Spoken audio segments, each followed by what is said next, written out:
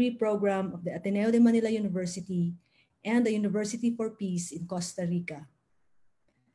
The Master in Transdisciplinary and Social Development is also being offered as a standalone degree program.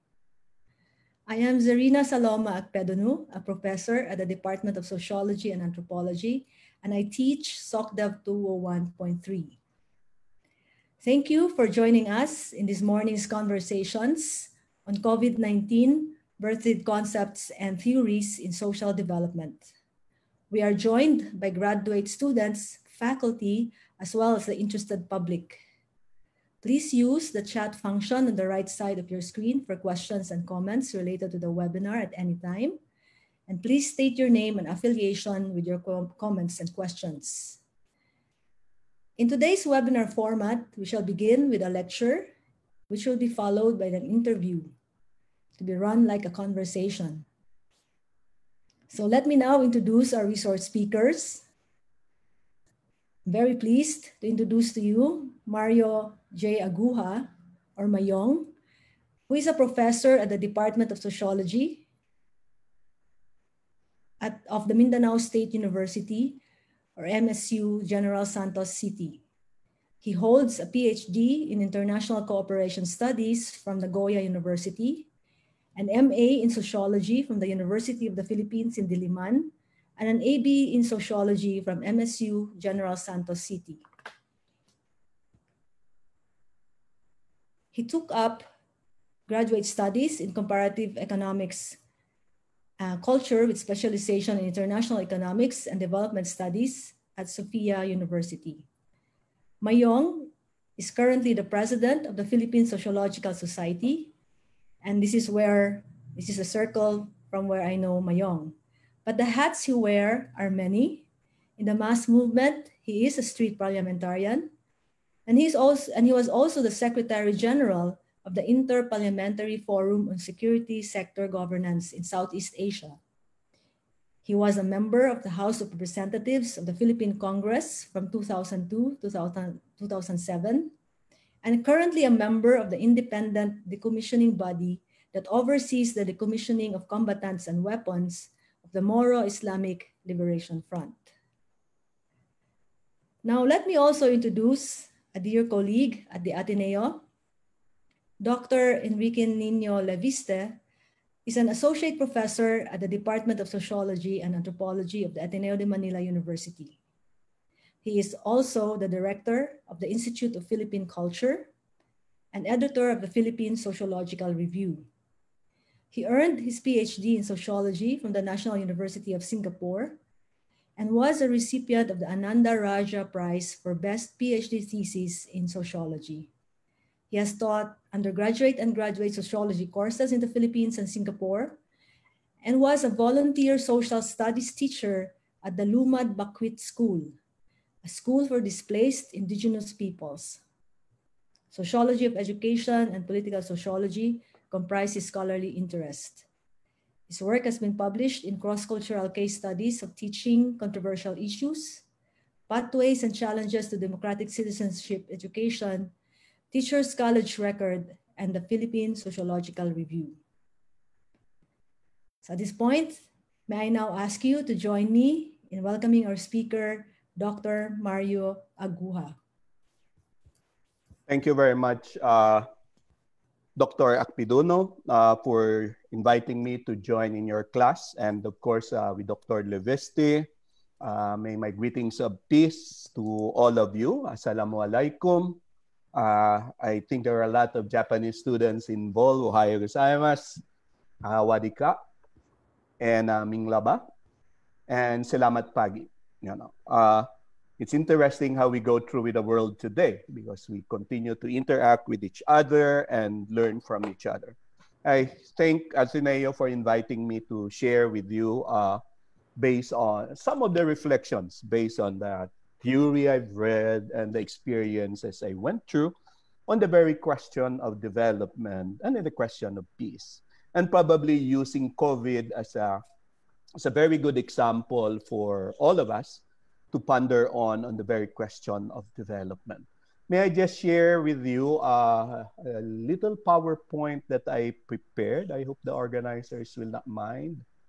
Uh, just to capture and frame, hopefully in a limited time, my discussions then before we go on conversations today.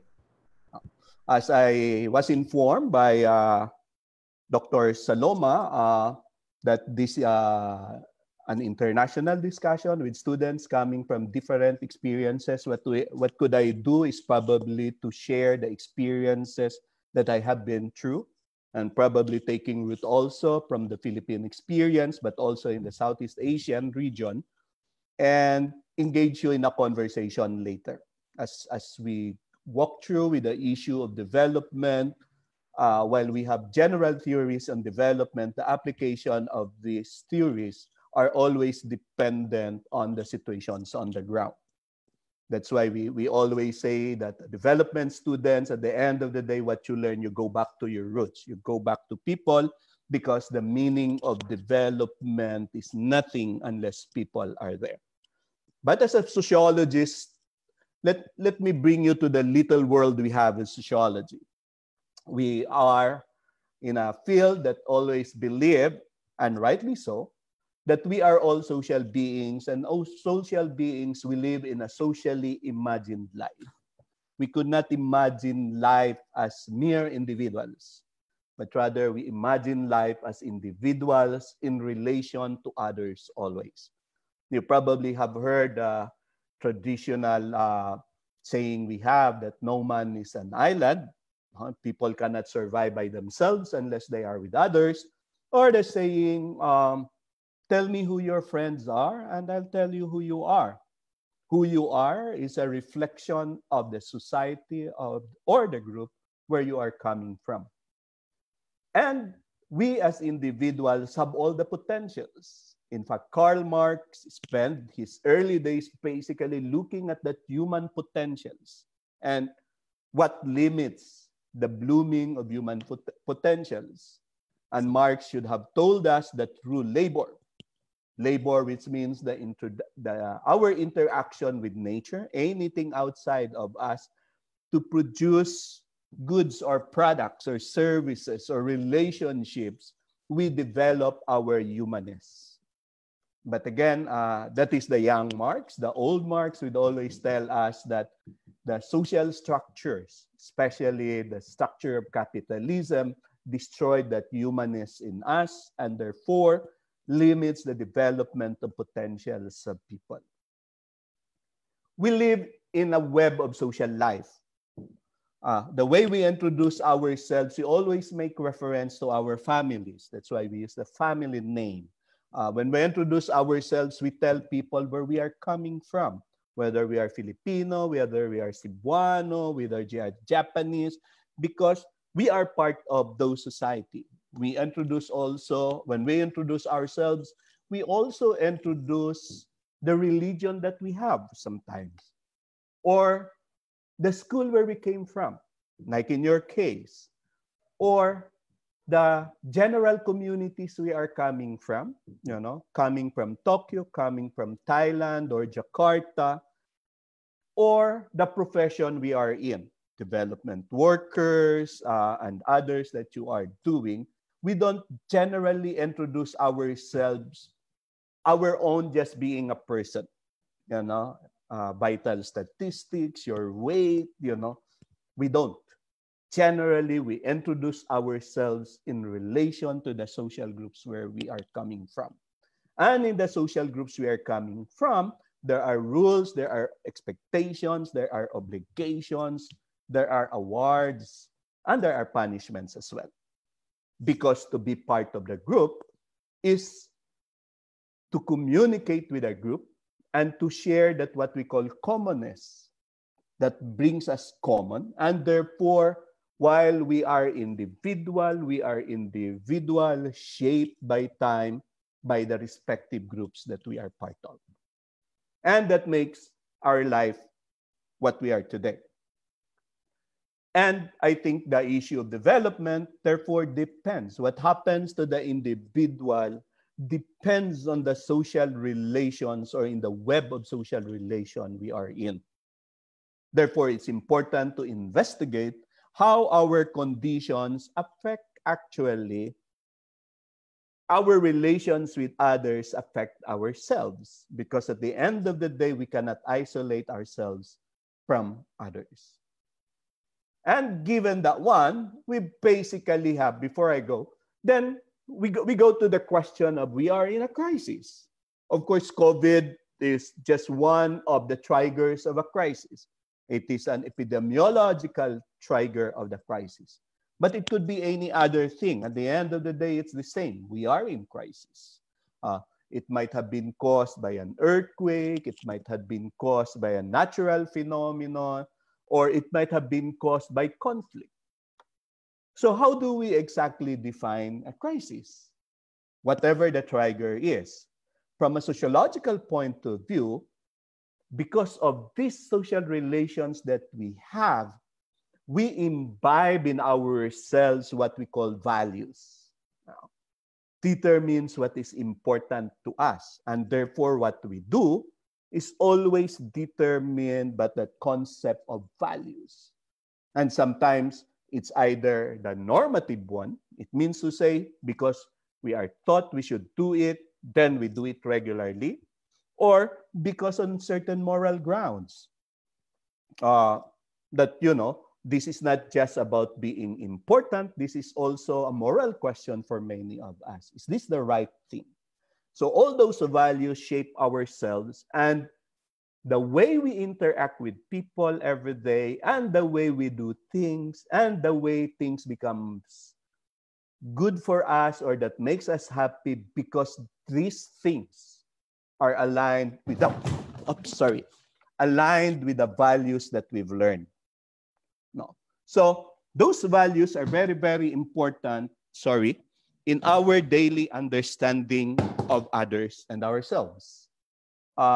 That's why we need to go back on that, because crisis is basically a situation when our values are challenged, our values are in conflict, or we are at loss because our values don't work anymore. Then that makes the crisis. Unless we're able to develop alternatives and be resilient to respond to the condition, then we are in a condition of crisis. And there are important values for us. These are all related to the current discourse on COVID, for example. In the COVID, for example, we are told to do things that we are not used to do. No. We have a value for life. Life is important for us. We also value livelihood. People has to work, earn a living. They could not just be stuck in their household doing nothing, because every time that they are not out there, there's always the possibility that their family were not able to have a meal at the end of the day. We were taught to do physical distancing. But for many, people are blamed for being hard-headed for not following physical distancing. But you could imagine, from elementary, we were told that you have to be with people, you shake hands, you hug, you do beso-beso or kiss with people. We are always told that from elementary up to today that these are good things for us to do, and we always feel good doing it. Then eventually we cannot do it anymore, or we are not allowed to do it. Then we have that crisis in ourselves. No, that's why while it's unfortunate that people that violates whatever rules they have on lockdown, for example, are the very people that process within themselves, what are the risks that they can afford to take if only to pursue their values. Like, for example, the value of feeding a family every day. Unless alternatives are provided during the lockdown, where families are provided of what they need, then people don't just do things because they like to just do it. but rather, more often than not, it is oriented to the values that they have. Their values tell them exactly whether they should be risk taker or not. So that's where values plays an important role. So we got a problem of physical distancing. We got a problem of people not wearing masks.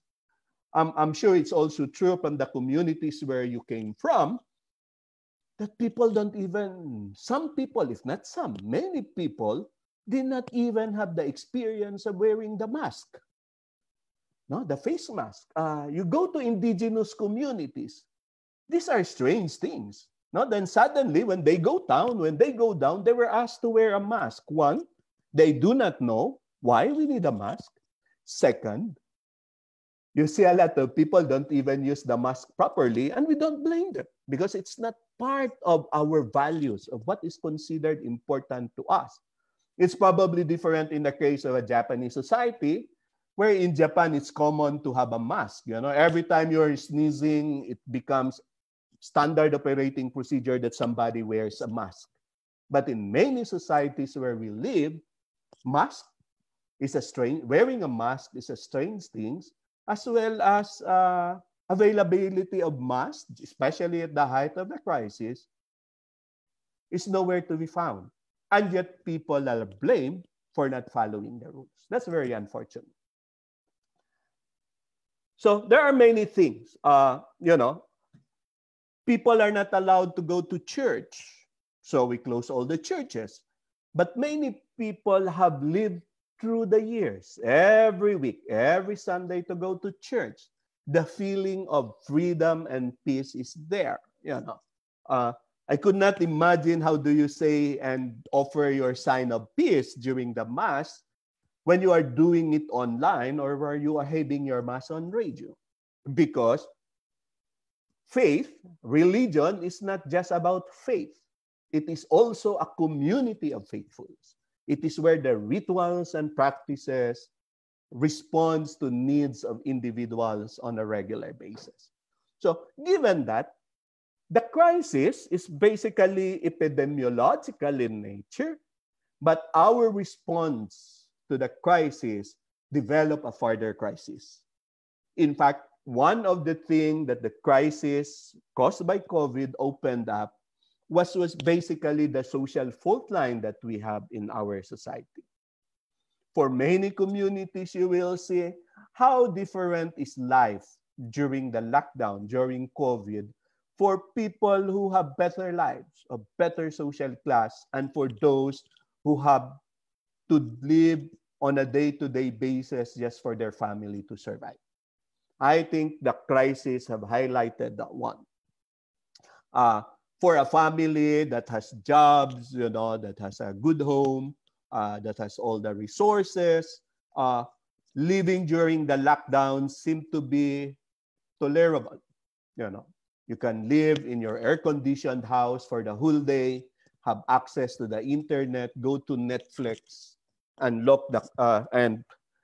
to Netflix and watch a Korean novela to the end of the day, order delivery food. That's perfect. It's a good vacation, and you still receive your salary without going to work. But for many people, for those who are in the margins of our society, life becomes unbearable. Without going out for a day means a lot of things for the survival of their family. For being stuck up in a home that is even too small for humans.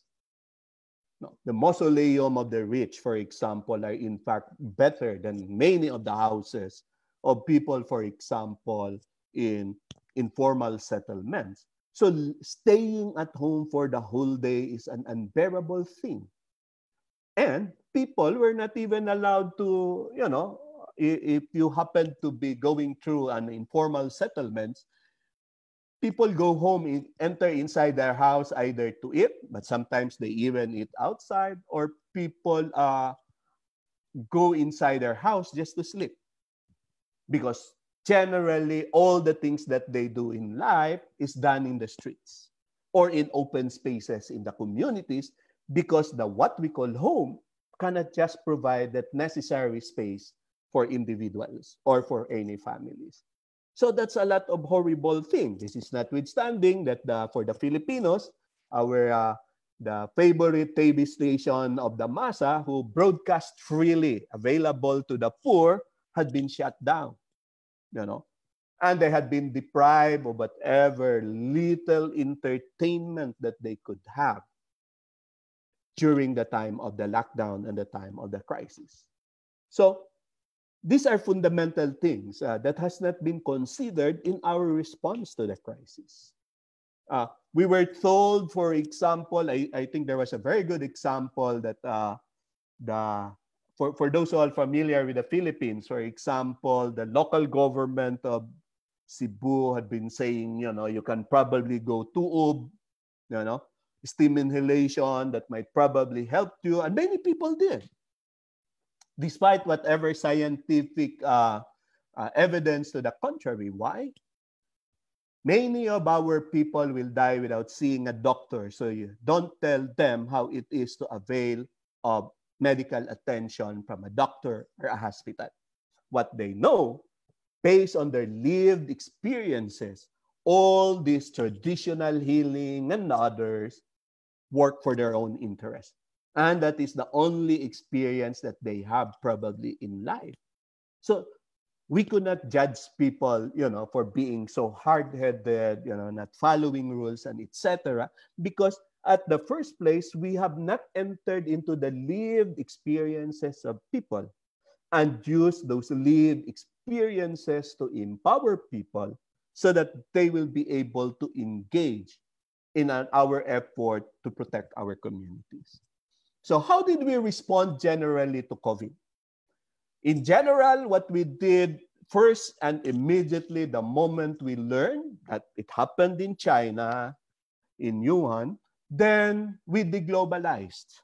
We locked down airports, seaports, we closed down everything, locked down ourselves as a country. Then national government takes power in many situations. We have not used, in fact, the crisis also show the limitations of our international organization to respond.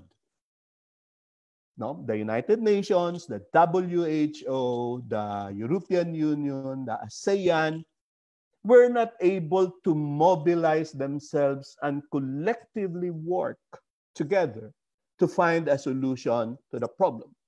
It's a survival of the fittest. So each country have to do your own if you like to survive during the crisis. That is during the height of the crisis. I don't even know if the vaccine will be discovered soon, how it will be shared by the countries that were able to discover it. Will it be shared in the spirit of solidarity because people needs it? Or will it be shared for economic reasons, for a fee? So we deglobalize, and international solidarity is lost.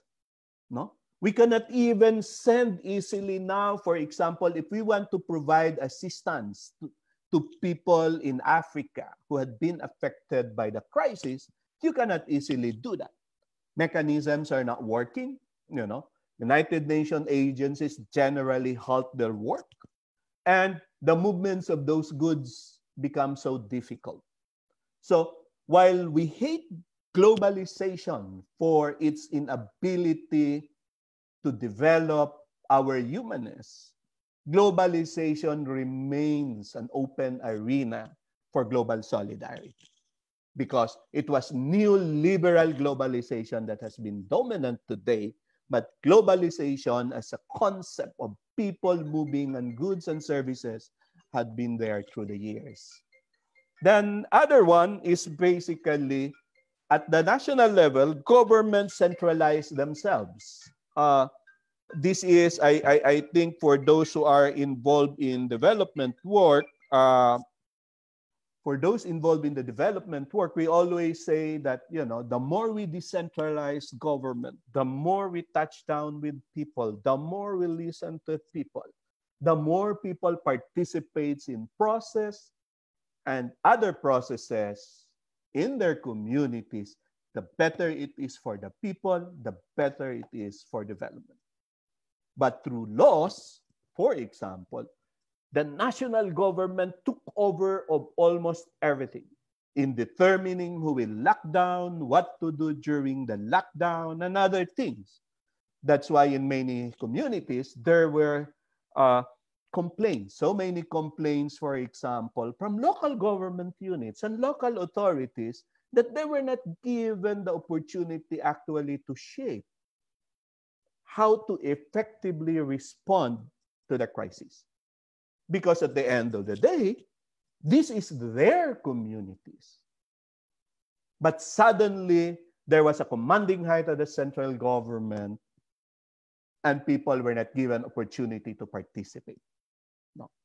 I have not heard community meetings or forum that were called where people were asked how best to respond to the COVID crisis.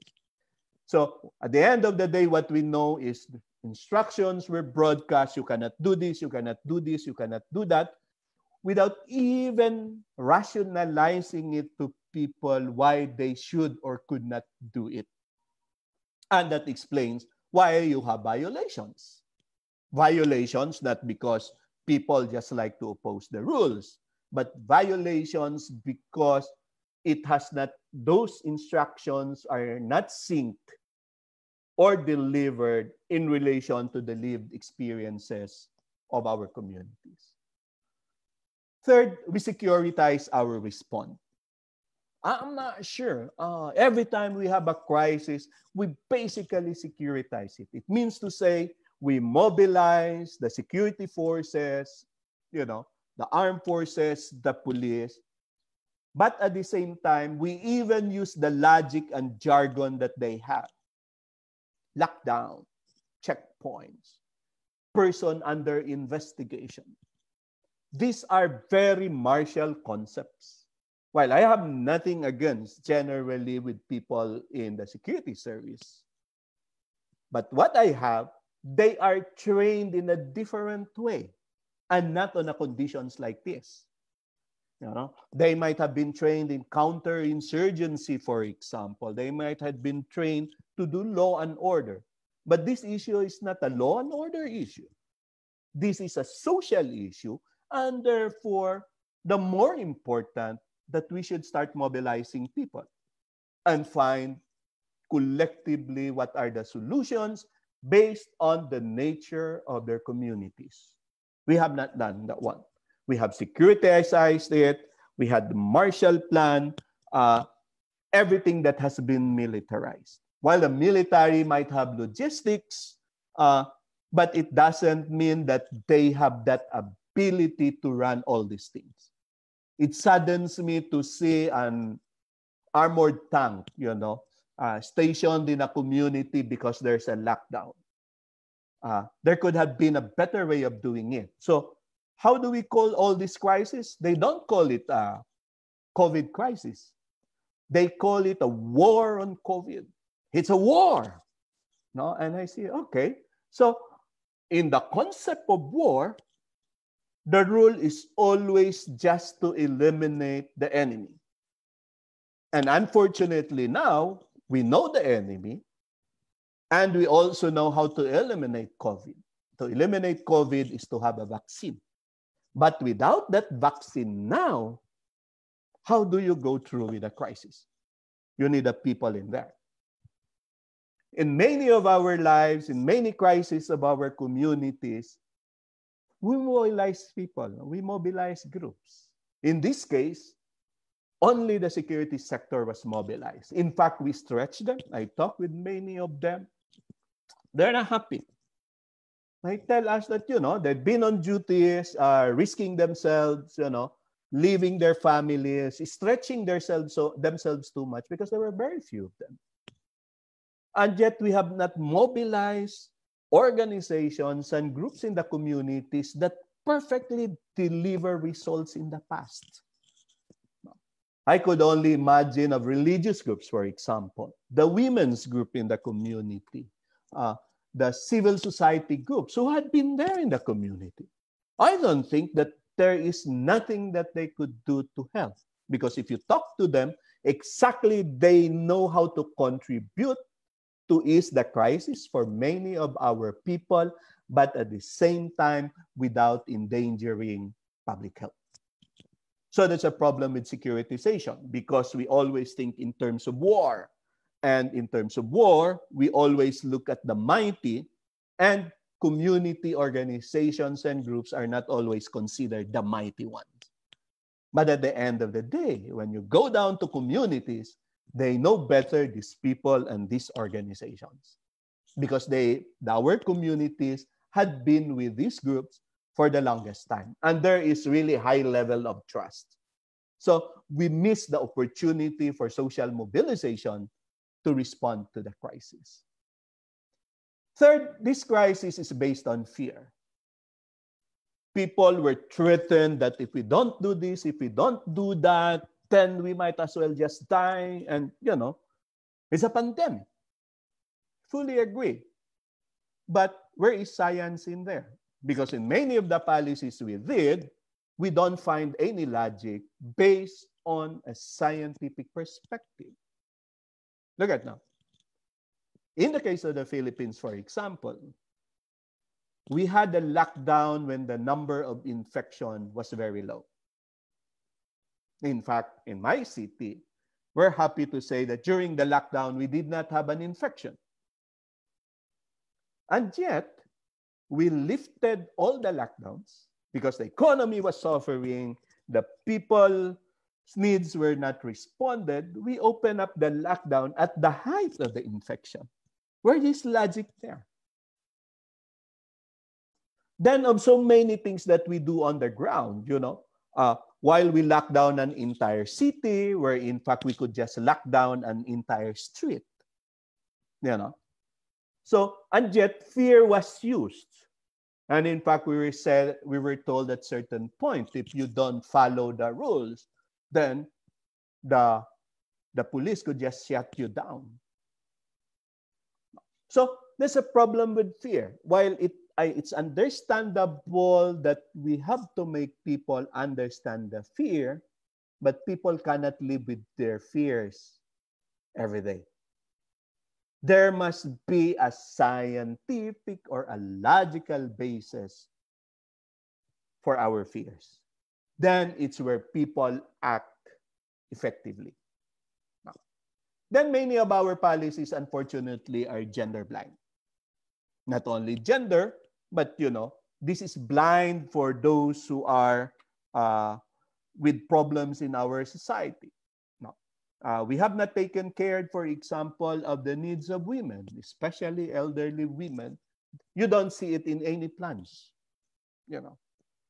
Where in fact the needs, we always say that there are differences in the needs of men and women in the community.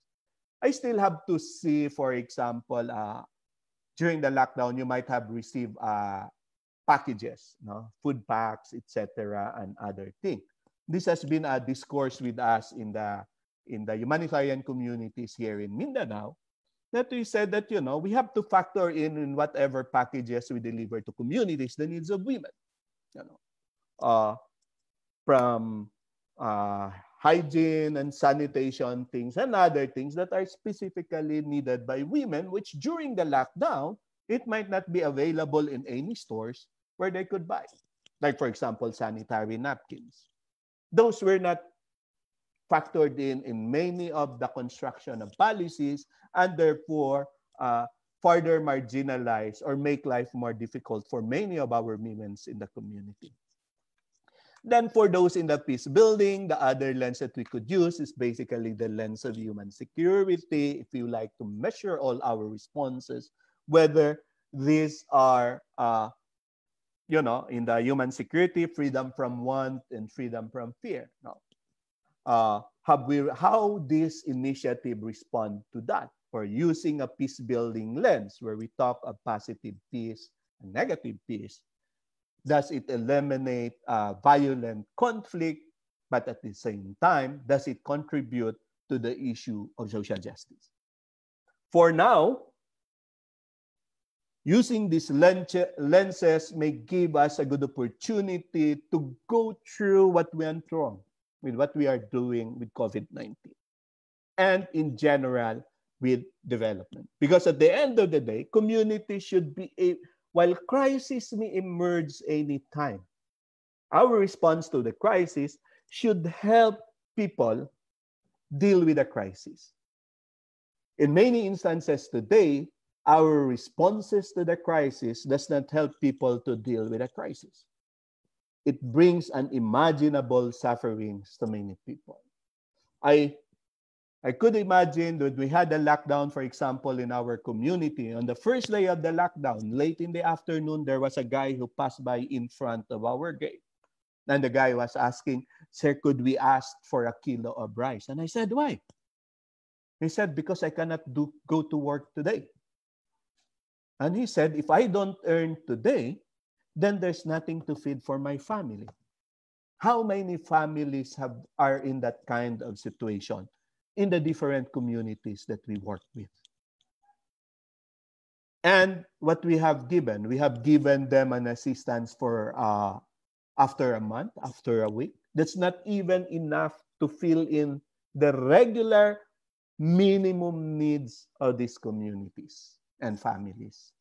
So there's a lot of rethinking. And I think COVID opens, in a way, an opportunity for us to rethink how we respond to crisis, but at the same time, how do we go back to the question of development? Because if people, remember, people are affected by the crisis differently because of their social class, because of their social standing.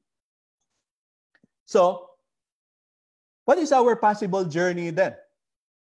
And I think people have talked of the new normal, which is not normal. For many of our people, it is full of social inequalities, it's full of oppression and human rights violation. And we are told to live in a new normal, which is neither new and definitely not normal for many of our people. But I think the struggle for many of us is basically to use the opportunity to create a desirable normal, where we factor in how all the initiatives we are doing will contribute in building a just and a humane society. And for me, any conceptualization of development devoid of the essence of building a just and a humane society is not development worth pursuing. This goes back to the earlier question of development in the 70s, when the issue of development for whom was raised. And that document in 1974, issued by the Dag Hammarskjöld Foundation, became the working paper when the United Nations held an extra summit on development in 1975 because of the global crisis. So these are the challenges that we have today. And today, we have an agenda basically available. I think there's still a workable agenda at the minimum, and it's worth pursuing. It's only a matter how do we pursue it and push it in the discourse and inspire people how important this development paradigm is all about. Let me not bother you discussing the 17, but what I would like to share is there is a pyramid of that 17. At the top of the pyramid is their spiritual thing. And the spiritual thing talks of peace and talks of governance and talks of solidarity. This is what we need during this time of the crisis. Then on top of that, the next foundation is basically to build our ecological platform. Then the rest will follow. I think it is a very good sequence to follow through in our pursuit of development because they are all interrelated. So if you relate in this platform, all of them are related actually to the spiritual side. Then down the line are all related to the ecological side as well. So the crisis is with us. It will be there for some time. We do not know when it will end, but definitely it will come to an end. The only problem, the longer it takes, the more people will suffer. As a student of development, and one has journeyed with development for quite some time, I'm always asked, what is the bottom line for development if we like to measure development? To my mind, and based on experience, if you want to know development or there is development in the community, you look at our children. You look at the children of our communities. Why? Because they are the most vulnerable, but they are also the one that will bring promise to our society. They are the one that will build communities in the days to come. So, always looking at children. And that's why we always say, even in our age, we are children of the world. Because it is through these lenses, by looking at the condition of our children, that will tell us the kind of social relations that's happening in our communities and the kind of developments that is happening around. I end up my note on that. I hope I have shared with the little time that has been given to me. And again, as sociologists, we always say when we try to understand the world we are in, we always have to develop or think sociologically, and we call it sociological imagination. A sociological imagination is where you put together your personal lives and experiences and that of what is happening to our society. Because at the end of the day, what is happening to you is a reflection of what is happening at the same time in the greater society where we live.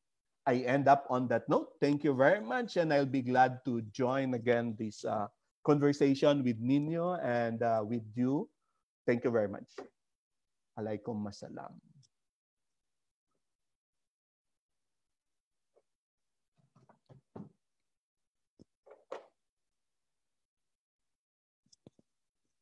You are mute, Nino. Thank you very much, Dr. Aguja. It's a pleasure to share this stage with you, so to speak, and to converse, regarding issues that remain prevalent in the context of the ongoing pandemic. And based on the insights that you shared with us a while ago, let me just bounce off quickly from them and probably push the envelope further as far as our conversation goes. So based on the insights that you shared, which I find fascinating, number one, it's good to reiterate the reality that development has always been a global project.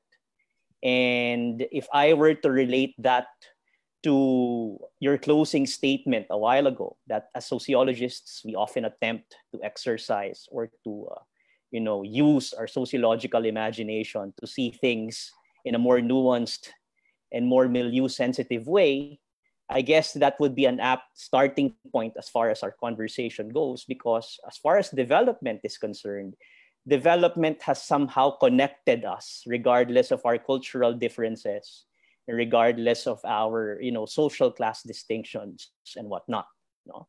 But it is also important to highlight that development has not really homogenized societies in the global sense. Although there are attempts to homogenize, right, particularly with efforts coming from the global north, we also see that development has uncovered a multiplicity of experiences, as you mentioned, a diversity of agendas and narratives. Now, to push the envelope further, perhaps it would be good, Dr. Aguja, to further shed light on how, in the context of crisis situations such as this, vis-a-vis development initiatives and paradigms, how has the ongoing pandemic, how has COVID-19, as you've experienced it, in Mindanao particularly, how has it, number one, revealed the merits of our current development plans and paradigms? But at the same time, how has it revealed or uncovered the inadequacies or the weaknesses of our development paradigms and plans? It could be a good starting point for us, Dr. Aguja. Yeah, thank you very much, Doc Nino. Very, very indeed important questions to be raised today. Let me just go on the homogenized thing. While we would like everybody to enjoy life, and as peace educators, we always agree that diversity is necessary. The colorful life should be necessary, but it doesn't mean that we should have a diversity of access to resources and privileges in life. I think we should even that one. Then diversity goes on natural talents, perspectives and cultures of people, but not diversity in terms of the rich and poor. I think that's not where the concept of diversity started. Yeah. While many societies have plans, development plans, the COVID crisis shows us our inadequacy of those plans, because those plans were never thought nor designed to respond to the crisis. So in the case of the Philippines, for example, we technically downgraded all those plans today because government have rationalized expenditure and therefore cut off the budget from the different agencies, for example, to put it in our COVID response, which either be a populist response, but many of the development plans are basically at halt. Basically at halt because of the crisis we have. You cannot just do it and deliver it just like normal times. And I think in development planning, this is where we always say that we develop the contingency. Remember, the plans are merely guide for us. But at the end of the day, plans could be changed anytime because the situation or the basic assumptions of the plans change. And it tells us the inadequacy in our planning process, because at the end of the day, what are the fundamentals that we would like to sustain? Health? I'm not sure. We would like to build a middle-class society, for example, in the case of the Philippines. I think the crisis have stole that plan already as of this year.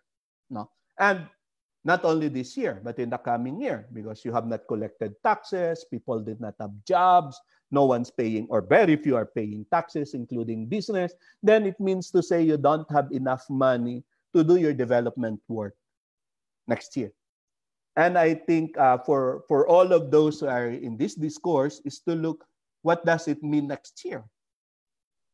How do we finance development? Development costs money.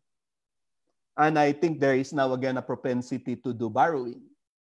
And the next question on borrowing, what are the terms and conditions on those borrowing? Is there the usual commercial terms, or this is a COVID crisis terms and conditions for borrowing? Because countries don't have money.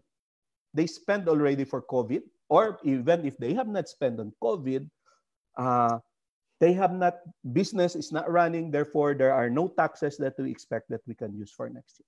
So I think I agree there are those that says everything that we plan, while we assume the normalcy of things, we always assume contingencies in our planning.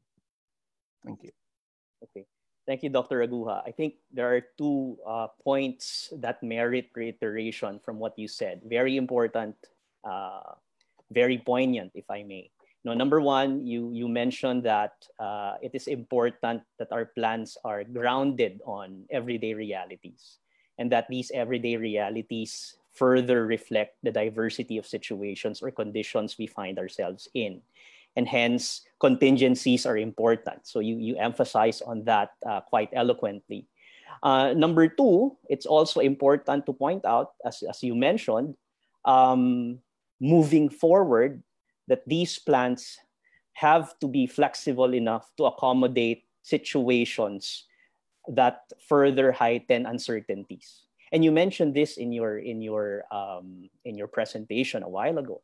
So using that as our takeoff point, probably, to our next question, Dr. Aguja, why is there seemingly, a penchant a general penchant to emphasize on the security dimension, no?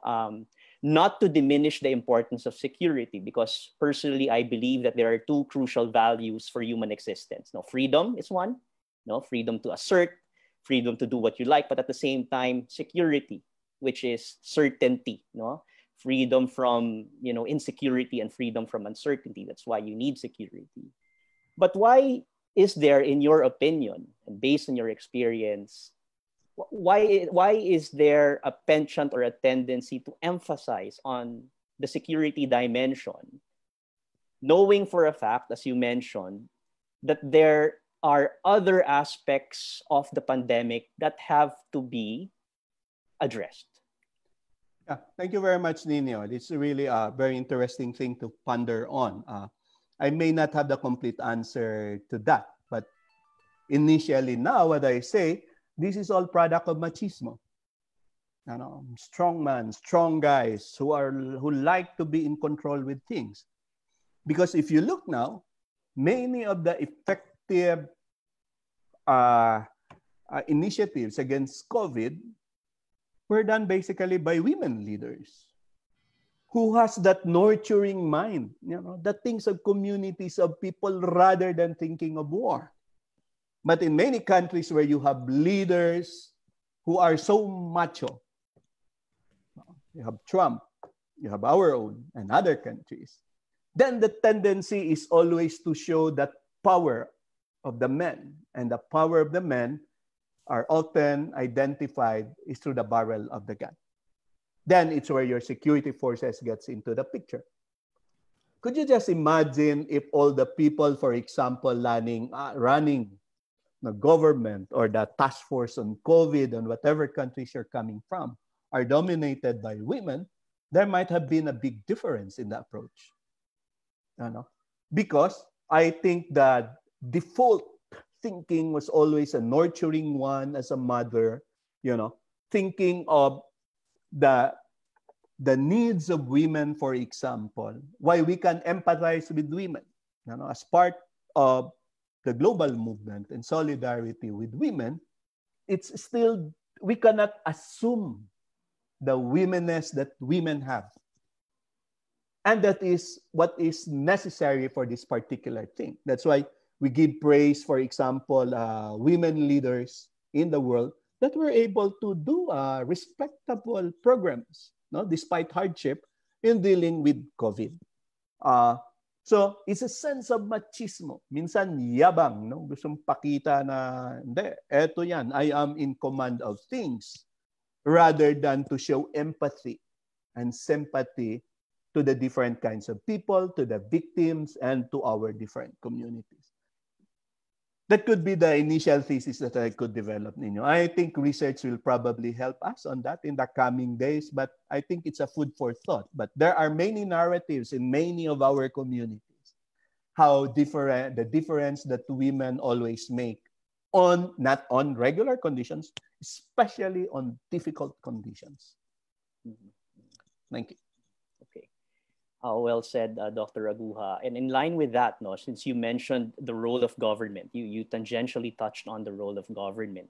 And in crisis situations such as these, how can we move forward?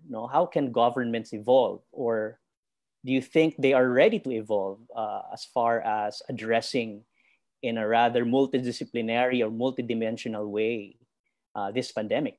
What do you think? Yeah.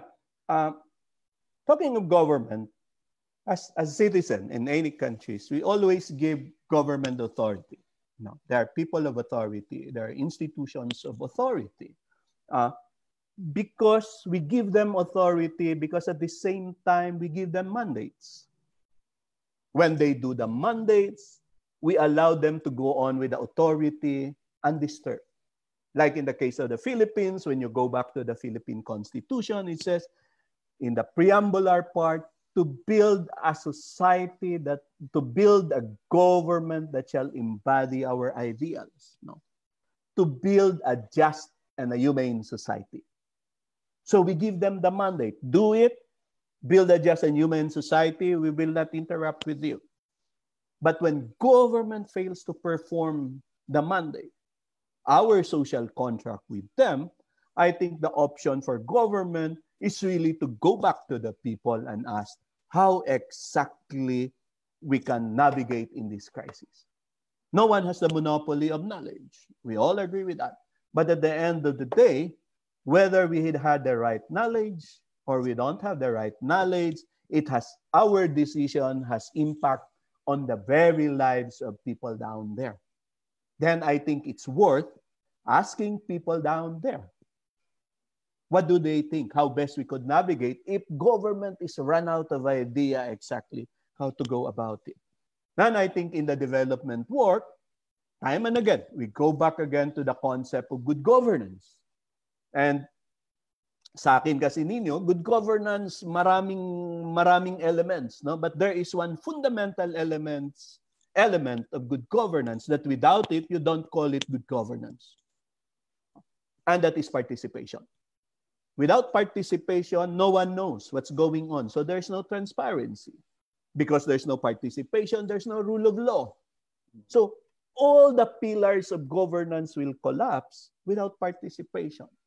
And yet, it becomes a habit, either by sheer arrogance, not to listen to people, not to ask people the right questions when people knows the right answer, I think. Because when you go to communities, I have a radio program. When we talk with people, it's amazing. They have a science of their own on how to navigate and what best to do.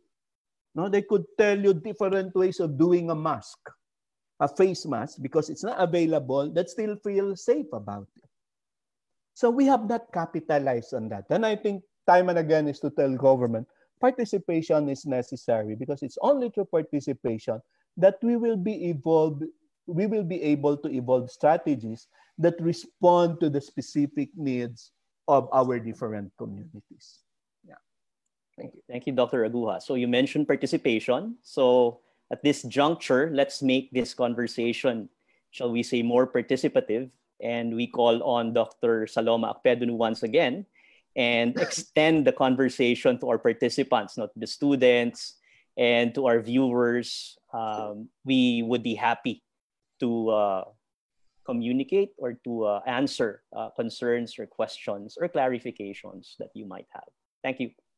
All right. Thank you, Nino. Thank you, Mayong. So at this point, I'll join in the conversation. I have a question here, the question about government that Nino earlier posed. How does the COVID-19, this is from Mark Anthony Articulo, how does the COVID-19 and the national government's responses to it affect the ongoing peace building in the Bangsamoro, including the process of decommissioning? Do you see this crisis as a threat to the effectivity of the newly constituted Bangsamoro Transition Authority? Yeah, thank you very much for raising that one. I had a very interesting conversation last week with friends in the international. And the claims of really and resentment of many of the peace builders around the world is because peace builders were not considered frontline services. No. So it has an impact in the current peace building process, basically because when there is conflict, as we know in Mindanao, even at the height of the COVID, there were conflicts that were going on in different communities. You cannot dispatch negotiators, peacemakers in the area to help ease up the tension in the area because different areas were under close lockdown. But in the peace process between the government and the Moro Islamic Liberation Front, we are taking a slow thing nowadays because the different mechanisms in the peace process were not able to do their work because of the pandemic. For example, there's a need to do dialogues with communities as to how to transform the different camps of the MILF to affliging communities. That cannot be done because of the lockdown. Development workers cannot go down. Communities are not allowed to get together. And you cannot do also a Zoom conversation with them. A Zoom conversation is a privilege. It's a privilege that you have the technology and you have the connection. In those areas, even if you have the equipment, in many areas where we had conflict, It's really difficult to find the signal.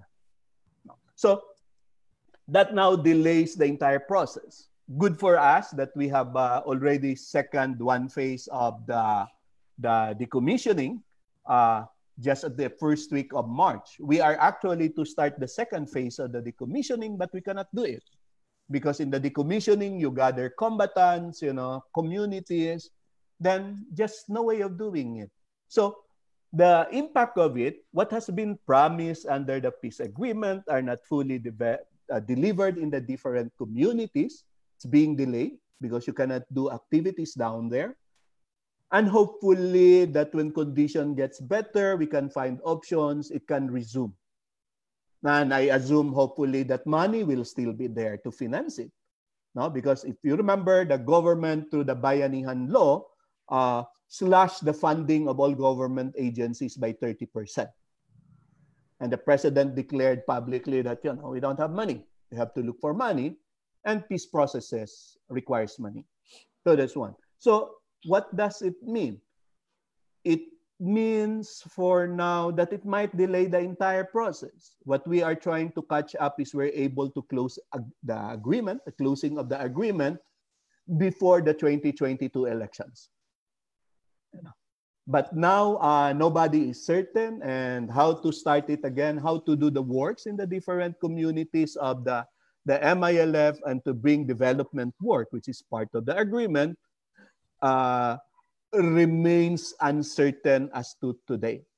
No? So that's a clear implication of all of this as far as the peace process is concerned. Thank you. All right. Thank you, Mayong. There is a question. You mentioned deglobalization earlier. And it's from an anonymous attendee. So let's, I think this is my student because the question cites a reading from my class on deglobalization. So how can COVID-19 open up the opportunity for a more globalized, sustainable civil society resiliency that can propose an alternative to neoliberalization without causing a side effect of, for instance, ultra-nationalism? Yeah, that's good. Of course, we have to untangle the normal globalization we have, which is a neoliberal globalization. And I think in the different chat rooms and forums, there are now a lot of ongoing conversation actually how to build a global solidarity, taking advantage of the failure now of globalization as we know. And in many conversations, one is that this emerging is taking, because globalization, you don't just do it a global, because the national is linked to the global. It's the national that's pushing. And therefore, if the national changes, then the configuration of the global changes as well. Then people were saying, it's time to engage government in reshaping our participation in the global arena, which is basically defined by neoliberal economics. No? And we have not factored in. I think this is always the debate we bring Bopip at the WTO when I was still sitting with our negotiators then, that we would like to make sure that our people benefits from globalization. No? But we allow the massive movements of goods and services, but not people. No? And I think building global solidarity is to allow as well this kind of movement. So I think that there is no fixed direction yet, but what is certain is there is ongoing with thinking that at the national society, at the level of a country, we help shape a more humane globalization. Because if we fail to do that, it will re-emerge, and in fact, probably the ultra-nationalists will take the lead on this because of our failure to engage. I think the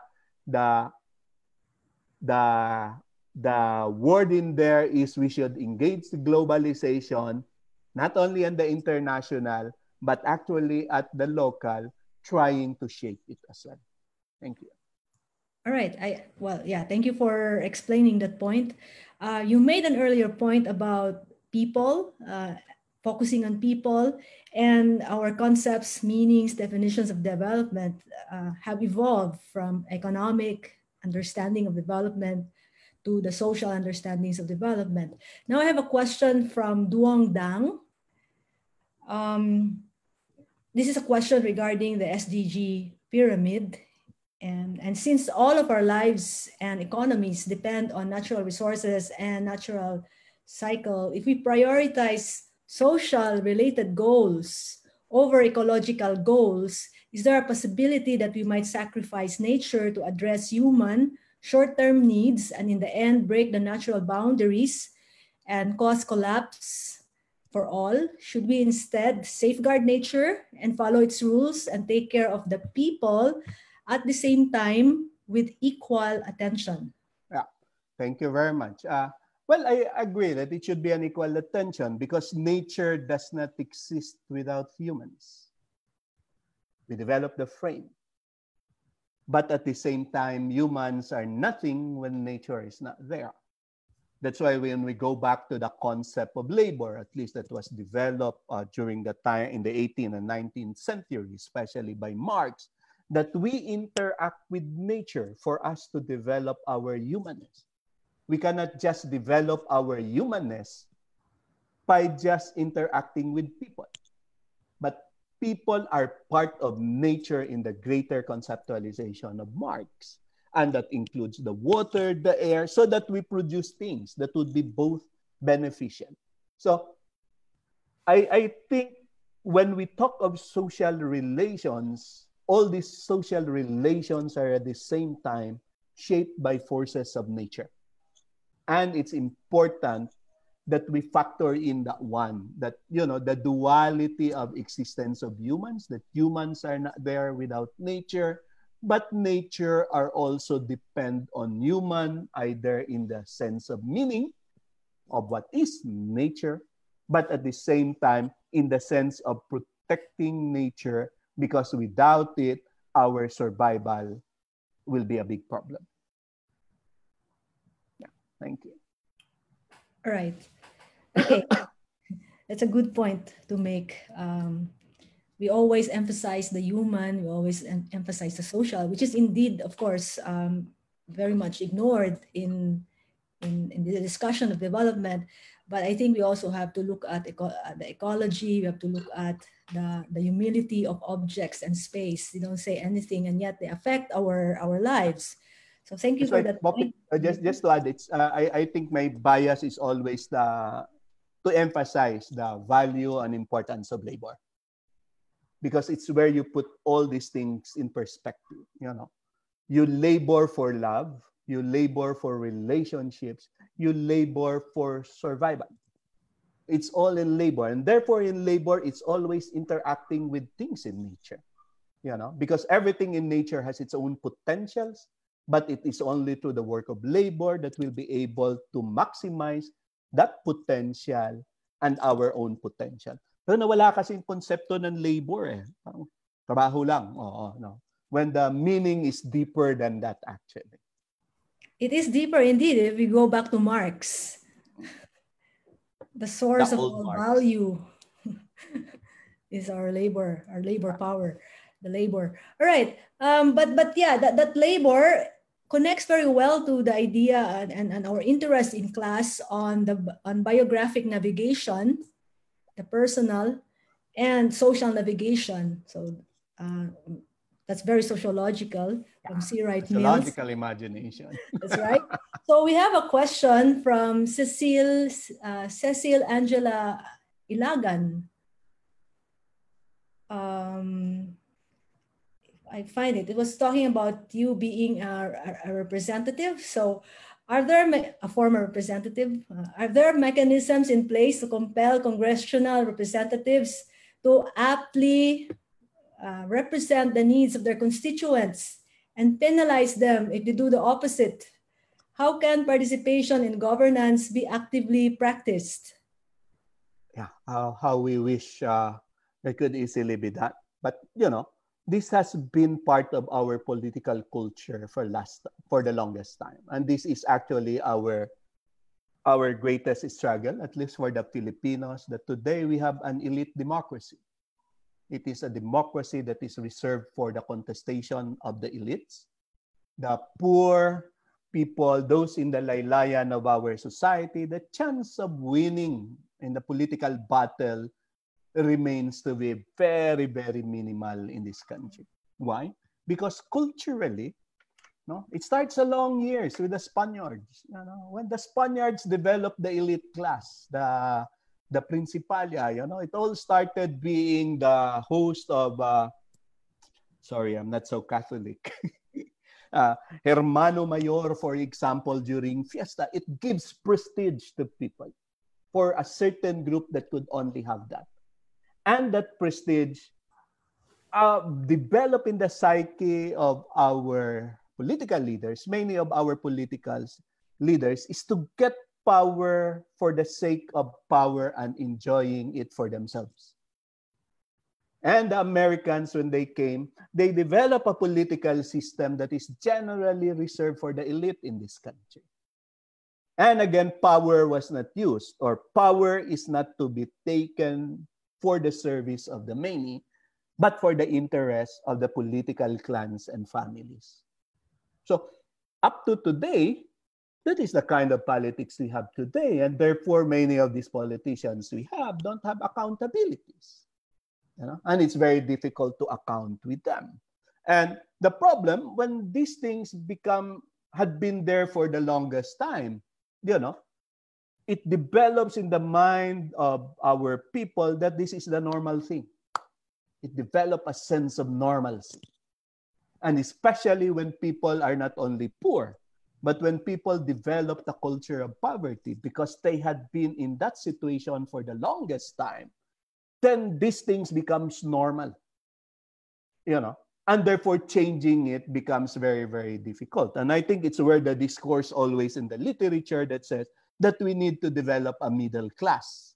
No, because a middle class is a class that can survive by itself without being holden to those in power for them to survive.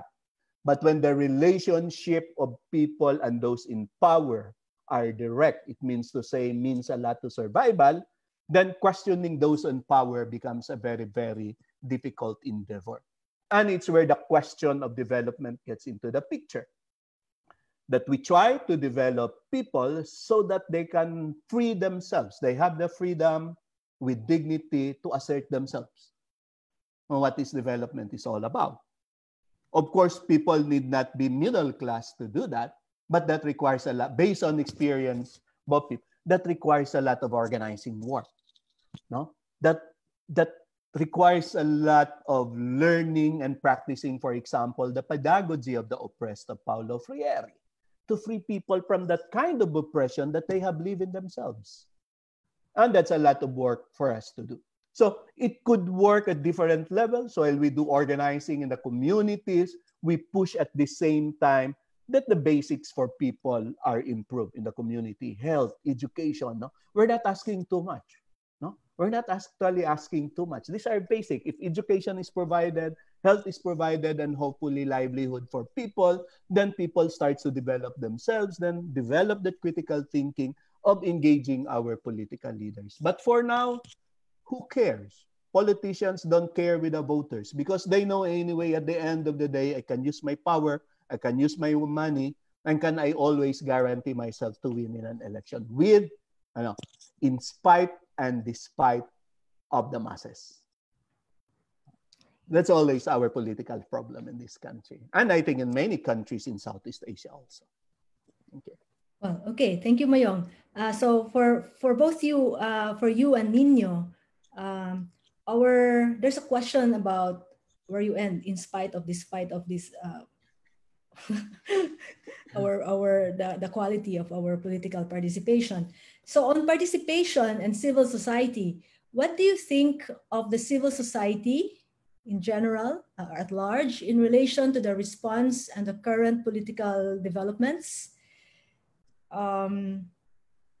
Where does the spotlight on the context of a more controlling state in the time of the pandemic figure in the non-mobilization of community-based organizations. Although some mimic the militaristic implementation of the lockdowns on their streets. So your assessment of civil society. Yeah. What happened with the lockdown? In conversations with many groups, many people like to go action.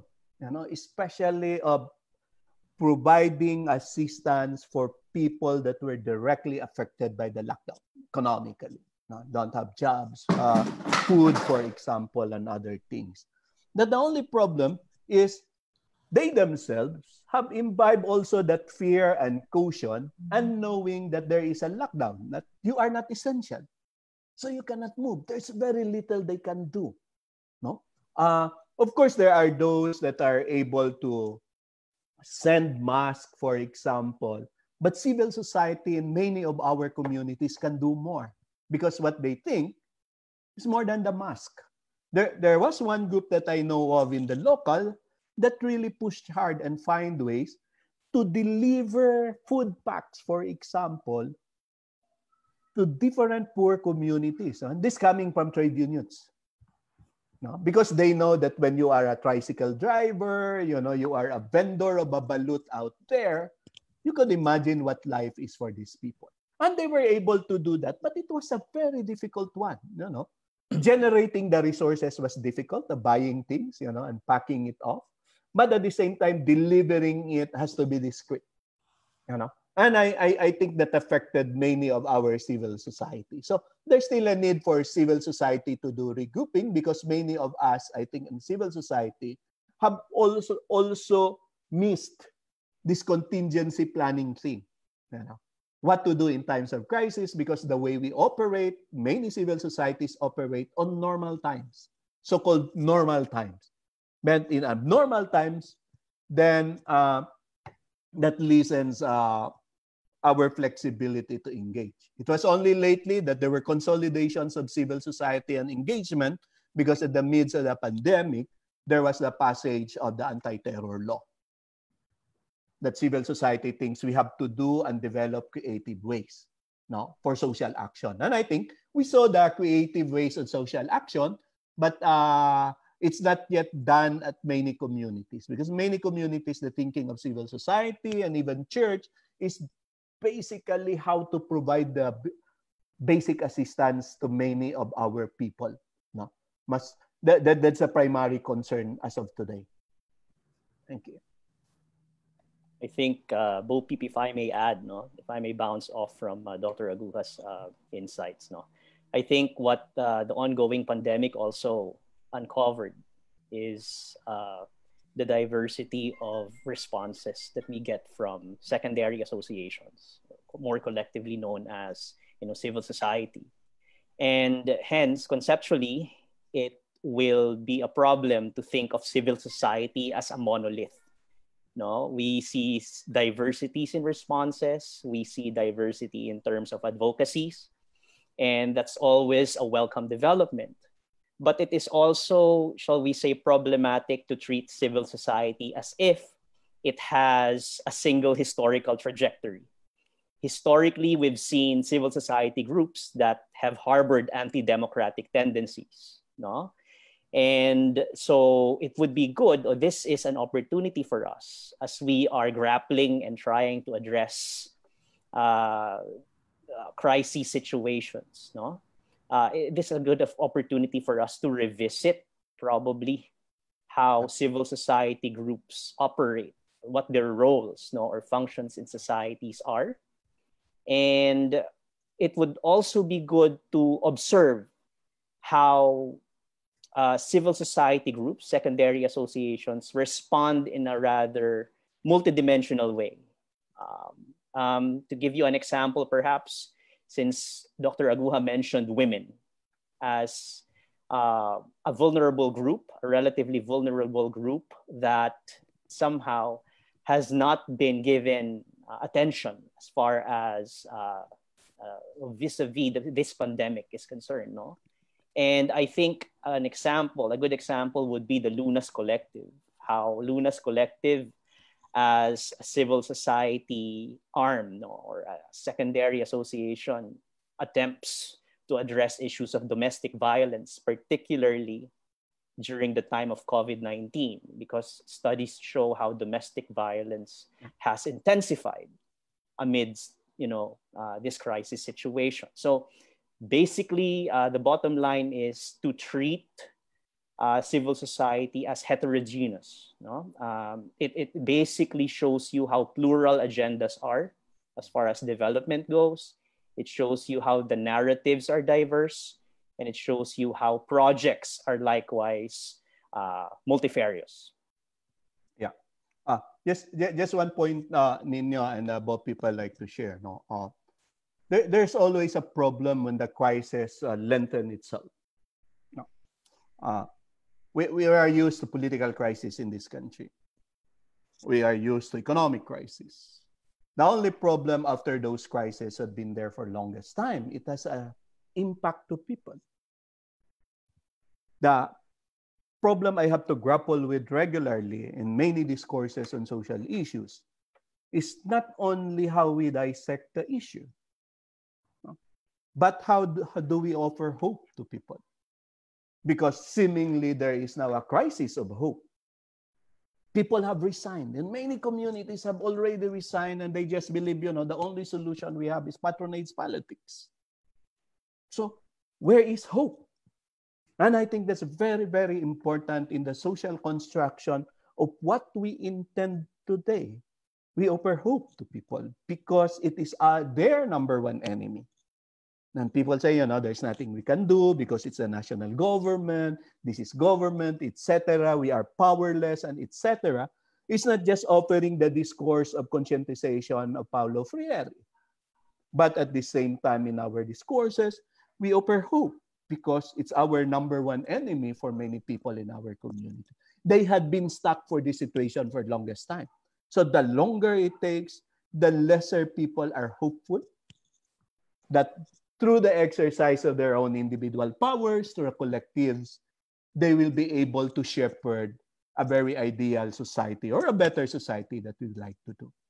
I think for many of us, social scientists, development workers, and peace advocates, those are important things to be reminded all the time, that in our discourse, it's not only the problem, because sometimes when we do discourse, we do it to the full, the grim situation, and suddenly people say, so if that is the situation, then there's nothing much you can do because we fail to offer hope. No, thank you very much. Just to note. Well, okay. Nino? Oh, yeah, I agree with Dr. Aguha, which actually made me think of citizenship education, because you mentioned, social construction, right? Mm-hmm. And knowledge, right? The dissemination, the construction, and the production of knowledge is crucial. And so perhaps a question to ponder in the future is, how do crisis situations affect citizenship education? There is such a thing as preparedness education, which is, I think, meant to address the lack or the dearth of education initiatives amid crisis situations. So something to ponder on, something to think about in the future. Thank you. All right, thank you, Nino. Thank you, Mayong. Maybe we'll have one more question here from Lorenzo Espacio, and I'll just combine this question from Justin C. There are some estimates, because we're talking about hope. There are estimates that this COVID pandemic will last for several years, and there seems to be no end in sight. In this regard, what do you think are the long-term impacts of this pandemic on our society and our social values? And I must add to our understandings of culture and society, and connecting it with Justin C's question, is the ideal future even attainable given the inescapable machinations of politics and power relations? So these are questions for both of you. Oh, difficult questions. What's up? Well, I think what is certain now, the government is telling that we'll have an economic problem next year. We are going through a crisis now, economically. Politically, We have locked down many of the institutions that is part of our governance. We have centralized government, for example, and people's participation were taken out generally in many communities. So that would become part of the long-term crisis unless we try to innovate and arrest that one. On the cultural side, it will have very, very big impact to many of our people. And I'm very worried, actually, it has not been manifested today by many, the issue of mental health. What does it mean to individuals? You have been taught all these years, you have to beso, especially as Filipinos, where we are touchy, we are warm, we like to be with bodies and others. Having been deprived of that for the last 4, 5, 6 months, will have an impact to individuals. No? And we will be doing, especially with many our young people who will be doing their classes probably online or via mail. How do you adjust to that situation? No, it's not in our default system. Our system don't adjust immediately because you have to develop programs for that to guide and help people navigate as individuals to this crisis. And that's what I'm worried, how it will manifest itself in the coming days. Because definitely the social institutions we have are still not functioning the way they should be. No, it's unfortunate, for example, the churches have already started saying Mass last Sunday.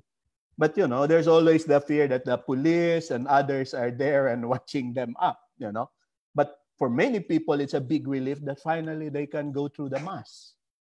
But other than that, where? The cultural community in the Philippines, for example, it's been our discussion with the National Commission for the Culture and Arts. Where is our cultural community now? Because I think they're the one that suffered a lot. They are not probably seen, they are not so many, but those involved in the cultural production were clearly affected by this. No? The singers, the artists, the dancers, the performers, that reminds us basically and gives energy to our social life. But they are not there. I love to go to a bar and listen to music. I used to do that at least twice a week before.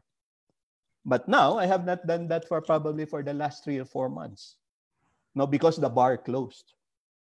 Because they cannot sustain themselves. So singers lost their jobs. So we are helping our community of artists in here. So those are the implications in the coming days. Even if we will already have, for example, the vaccine. Assuming we'll have a vaccine by December. But the impact of it in our lives from March to December will still be there in the following year. So, really difficult to provide. But I think I agree with Nino. It's where we try to imagine how do we creatively do citizenship, active citizenship this time. Because this is what we also need. To put people online and actively engage is to do active citizenship. But how do we do it given the current situation? I think that should be an interesting task for all of us in the coming days. Okay. In my case, 2 points, Dr. Aguha. Number one, the COVID situation, as in any crisis situation, and if I may borrow Charles Tilly's term, reveals durable inequalities. Inequalities that have always been there. Inequalities that are not only economic in nature, as many of us might tend to think, but inequalities that also reveal its social, political, and cultural dimensions, right? And hence, the way we respond to these inequalities and the injustices that they bring should likewise be multifaceted and multi-tiered. A single response, a monolithic response, is not enough, is inadequate, in fact. And so, in relation to that, and on to my second point, I think as educators, so we all belong to a scientific community. We are all teachers here, but at the same time, we are students of society. We're learners as well. I think it's crucial, and to borrow Henry Giroux's term, to promote what we might call a pedagogy of intervention. And this is bouncing off from Dr. Aguha's point as well. So in other words, our intention or objective is not only to understand how society works, which is indeed a dimension of sociology and anthropology, but given the new learnings and understandings that we call or that we derive from our own everyday experiences on the ground, perhaps it will give us sufficient insight into what we need to do next. And to do means to practice, no? To do means to implement something concrete, no? And I think teaching in the classroom or online should be conscious or should deliberately and systematically incorporate how we can intervene creatively and productively in the coming years or in the coming decades even, given the impact of this pandemic, which has created so much insecurity and so much uncertainty. All right, thank you, Nino. Thank you, Mayong. Unfortunately, time is short. So I now have to really thank both of you for showing us and the class, my students, how to attend to the meaning of development in the particular context we now face the world over. Societies in crisis because of COVID-19, but not just because of COVID-19. The actual articulation of the crisis varies by national context and region of the world, as well as by families and communities. And as we learned in our readings, concepts and theories of development have to evolve over time to capture societal concerns, contexts, contestations. These evolving concepts and theories are the product of efforts of different groups in different social and geographic locations seeking to extend the promise of development. So this is what in your conversations what came out as citizenship, or the expansion of citizens' rights, especially so that development will be accorded more closely to the experience of the excluded and the marginalized. Now, for us today, the question is, what does it mean to be a social development practitioner when the possibility that our responses to the crisis beget further crises? So Mayong, Dr. Aguha shows how COVID-19 challenges concepts that we are familiar in development field, globalization, human security, and peace building, and how the absence of people's participation, real people's participation in these responses highlight the importance of co-production of knowledge, co-ownership of benefits, and co-creation of capacities. All the more, it highlights how much the world needs the problem-driven social scientist, how the world needs the development practitioner who is on a problem-solving mode. In class discussions on transdisciplinarity, we learn about the importance of asking the questions, knowledge for whom and knowledge for what.